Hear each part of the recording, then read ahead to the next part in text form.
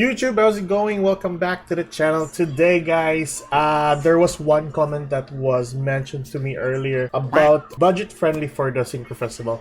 Well, I got you, guy. There is 3 decks right off the bat or right on my mind that can help you in the Synchro Festival without even like using a ton of URs for this event.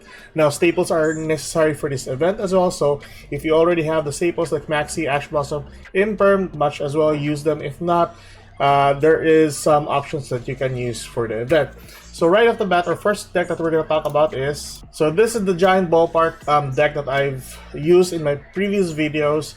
It's very straightforward. The idea of this deck is to have the Giant Ballpark immediately activate on the field. You can do that by the help of Demise of the Land. Demise of the land, if ever your opponent spell summons a monster, you can actively use a field spell directly from your deck to the field.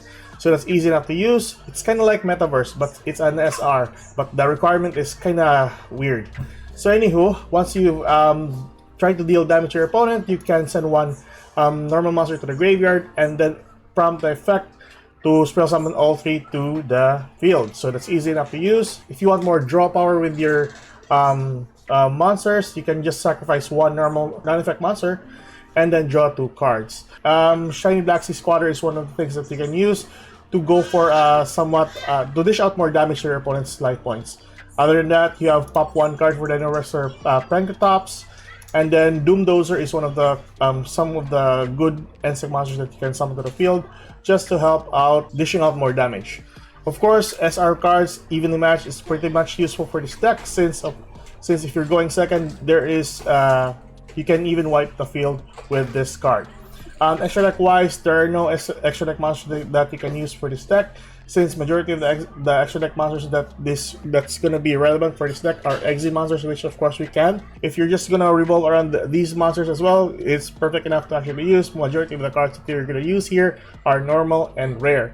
Majority. Anyhow, so that's Giant Ballpark. Let's go towards the second deck, which is second deck that we're gonna talk about is Yusenju. Yusenju has the ability to normal summon to the field, normal summon another Yusenju monster, and then normal summon another Yusenju monster until you actually accumulate a ton of Yusenju monster to the field. The best part about this is you can like spam Yusenju to the field and then prompt the effect to normal summon another one, and then basically win you the game majority of the time. The downside of this, I mean, is every end of the turn is your Senju monster will bounce back to your hand. It's not really a good effect, but it is a really good normal summon deck that you can actually attain or just actually use for the event. Majority of the time, you can just hold off an attack or the summon of your opponent's monster by the use of your trap cards, Torrential Tribute, Compulsory, and then Storming Mirror Force, which is a really good defense against your opponent. If you don't manage to attain one of those monsters, you can go for Trap Check and get a hold of any trap cards that you wish. Also, Yusenju's trap cards are pretty much useful for the deck. Might as well gonna use it. Okay, so that's Yusenju for you. No, there are not much extra deck monsters that you can use for this deck, but you're just gonna focus on the main deck. For this build, I am not using any UR for that matter, so this is more of a budget-friendly deck if you want to use it. So go for it. And the last deck that we're gonna talk about today is the Phantasm deck. Now there are some minor changes for this deck since we don't have the two trap cards that can pop 1 card or negate a monster effect on the field. But nevertheless, we are just gonna revolve around the same number of monsters, which is the Megalo Smasher and the Phantasm Spiral Dragon, which is very beneficial for the deck. And of course, your very own pacifist, the Phantasm City, which revolves around mainly your deck into this specific field spell. Now, we don't have a card that can add the field spell at the moment, except for the Demise or the Metaverse. But I would advise just going for this type of build. It's much easier to actually use. And majority of your cards that you are using here are UR, SRs, and rare. So it's very attainable as well, same as the Yusenju one. The only UR that you'll be using is the 1 copy of Regeki just to wipe the field out. You can go with, of course, you can go with 1 Kaiju. I think Gamma Seal is one of the good cards that you can add for the deck just to remove some boss monsters on your opponent's side of the field.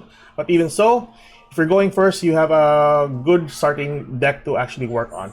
But anyways, that is basically it. You can remove Torrential Tribute and add Gamma Steel if you want. But anywho, Fish Owner adds 1 level 7 or lower monster from your deck to your hand.